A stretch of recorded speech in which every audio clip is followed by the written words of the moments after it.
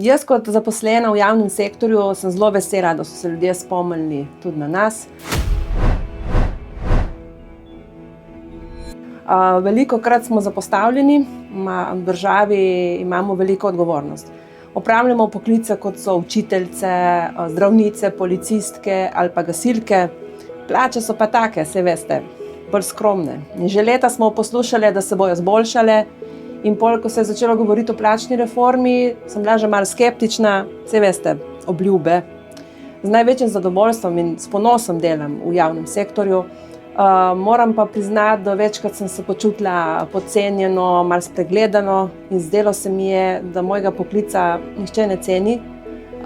Po plačni reformi sem začela prejemati višjo plačo. Tudi prvo božičnico v življenju sem prejela, kar sem ful vesela. Ne gre se samo za ta denar, gre za občutek, da te družba ceni, da te vidijo, da vidijo tvoje delo, da te spoštujejo. Tako da ja, jaz sem zelo zadovoljna s trenutno vlado. Če ta vlada ne bo nadaljevala v nov mandat, pol ne vem, kaj se bo zgodilo.